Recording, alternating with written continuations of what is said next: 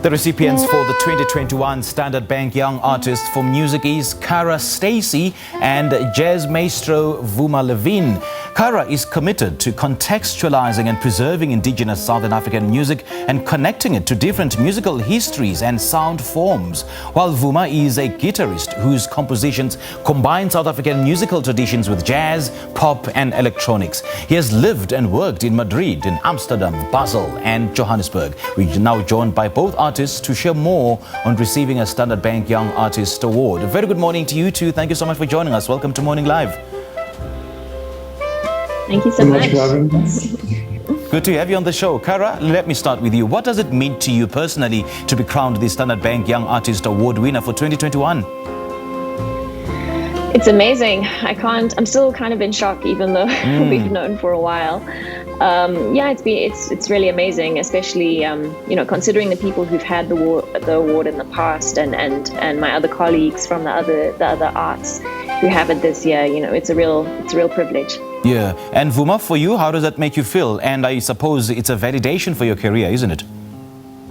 Yeah, it feels absolutely fantastic. I share Cara's sentiments. Many of my favorite artists have been crowned Standard Bank Young Artists for Jazz. Many people I've collaborated with over the years.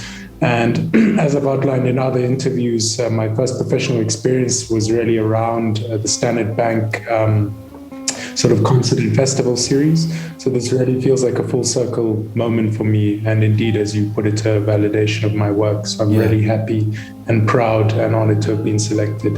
Okay. Now, Cara, what was it about music that spoke to you and spoke to your soul? And at what point where you're no longer able to ignore this calling?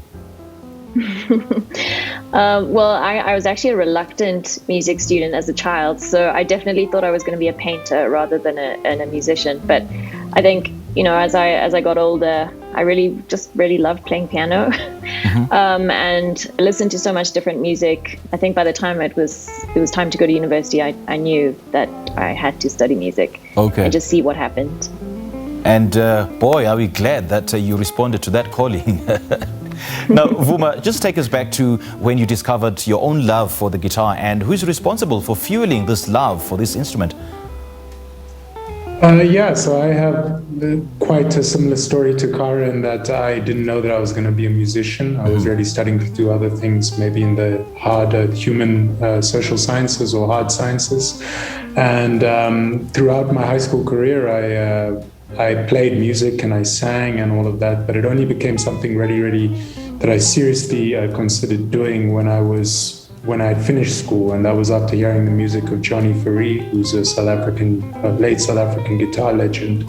And his music just really moved me, and I'd always felt like I'd had some sort of an emotionally immediate relationship with music. So those two things combined made me feel as though music would be a really worthwhile and fulfilling endeavor, emotionally, spiritually, but also intellectually as well. Yeah, and that's exactly what I like about music. It's got that spiritual and emotional undertone. And what is jazz, according to you, Vuma? I was worried that you would ask me that question. It's a very difficult question go for it. To answer. I wouldn't like to go into too much detail in my answer around that because I fear that I might offend everyone. But I can give a personal response, and for me it's basically improvised music or music with an improvised component that speaks to some aspect of the Black American musics that emerged in the early 20th century. And I would keep it as a very broad definition like that, because in doing so you can encompass many different interpretations of what jazz is. And again, it's a very sort of politically contentious discussion. So beyond giving a very broad definition like that, I wouldn't like to hang myself out to dry. Okay. No worries. But what was it about the guitar that spoke to you in ways that other instruments couldn't? Well, actually, initially, I wanted to be a singer. I was a singer in a band, and I picked up guitar under the auspices of sort of accompanying myself as an instrumentalist. And I would say that learning about the technical possibilities on the guitar was really what drew me towards it. So my first guitar teacher was really a virtuosic rock guitar player. And when I went to lessons with him, his name was Steve Coles. I'd never seen a guitar played like that. So I was instantly fascinated by the fact that it was possible to do that on the instrument. Mm-hmm. And then, as I said, later on, through discovering the music of Johnny Faree, additionally, I'd never heard the guitar played like that. Yeah. So it became this sort of constantly expanding sonic and technical universe for me that fascinated me then, and that still continues to fascinate me now. There's so many permutations and possibilities on the instrument, both from a technical standpoint, but then when you include things such as composition, the possibilities become endless further still. So I would say that that's sort of what drew me to the instrument in the beginning. Fair enough. Interesting. Cara, what is it about classical music that is so universal? I mean, given your travels around the world.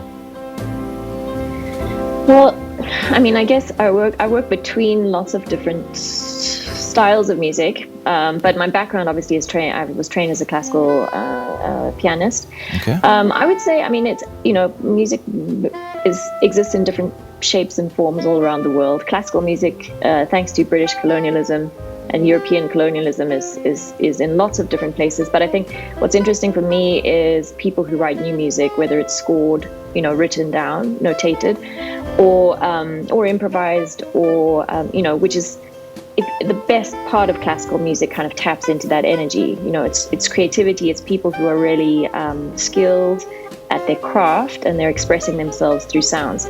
So whether you're working with indigenous African instruments or working in jazz or any other type of music, I think, you know, there's an ability to connect with people's creative intentions, and also kind of emotions, just as you guys were talking about before, that I think classical music has, and so many other musics have as well. Okay. Which has led to why music is so important to everybody.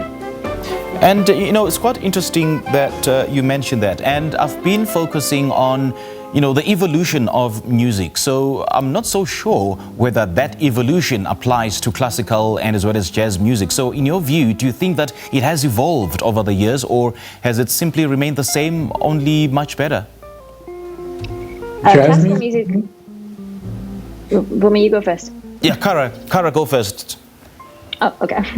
And classical music has really evolved, especially in the 20th century. Like, especially the kind of last part of the 20th century has brought us so many incredible composers and works. Unfortunately, people's taste in the, you know, broadly has kind of remained a few hundred years ago with classical music. So I think, you know, there's tons of music being created by South African composers and African composers right now. And like, you know, from the past couple of decades, it's really, really interesting. It doesn't always get the chance to be performed by orchestras or ensembles, but increasingly we're seeing that change. So it definitely has evolved, but, you know, sometimes when you go to concerts and you see a much older crowd and you see music that's been performed, you know, that was created by older white men like 300 years ago, it doesn't seem so. But if you do a little bit of scratching, it has evolved. Okay. And Vuma, your thoughts on the evolution of music? Yeah, I mean, music is indeed a constantly evolving thing. And with specific reference to jazz, jazz can be viewed as a number of things. It can be viewed as from an aesthetic standpoint. It can be viewed from a philosophical standpoint. It can be viewed as an epistemology or knowledge system in and of itself. And people have used various aspects of that meaning of jazz in order to evolve their own personal musical or artistic efforts. And in the South African context in particular, we have very, very unique strands of jazz that are particular to this country that emerged during the years of colonialism and apartheid as forms of Black expression and articulations of ideal Black South African selves, imagined ideal Black South African selves. And then later on as forms of political protest, etc., etc. And so this music is constantly evolving. It's constantly evolving in a way that suits the immediate personal as well as political ends of the people that use it. And in the modern age, for instance, we have so many articulations of what contemporary jazz is, both in South Africa and abroad. So like all other forms of culture, it's not something that remains fixed or static, set in time. It's an emergent thing that evolves constantly to accommodate the needs and wants of societies at various moments in history. Vuma and Cara, lovely chatting to you too. Once again, congratulations on such an accolade. Thank you so much. Thank you. Thanks for having us.